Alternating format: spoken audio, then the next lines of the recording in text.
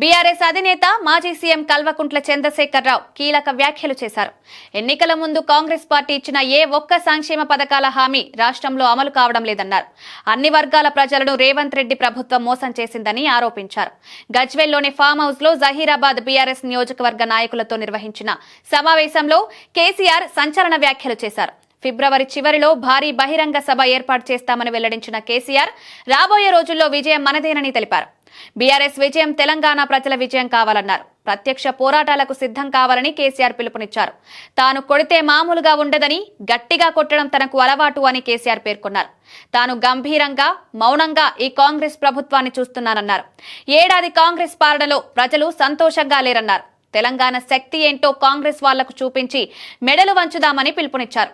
కాంగ్రెస్ వాళ్ళు కనిపిస్తే ప్రజలు కొట్టేటట్టున్నారని వివరించారు.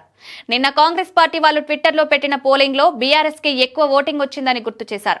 పోలింగ్ లో 70% బీఆర్ఎస్ కు అనుకూలంగా ఓట్లొస్తే కాంగ్రెస్ పార్టీకి కేవలం 30% వేశారని ఎద్దేవా చేశారు.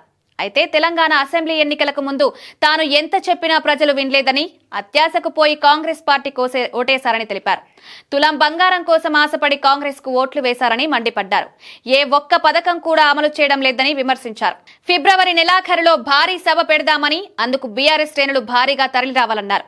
కాంగ్రెస్ పార్టీ పాలనలో రాష్ట్రంలో భూముల ధరలు అమాంతం పడిపోయాయని, ప్రాజెక్టులు ఎక్కడికక్కడే ఆగిపోయాయన్నారు. సంగమేశ్వర, బసమేశ్వర, కాళేశ్వర ప్రాజెక్టులను ఎండబెడుతున్నారని రేవంత్ రెడ్డి ప్రభుత్వంపై కేసీఆర్ తీవ్ర ఆగ్రహం వ్యక్తం చేశారు.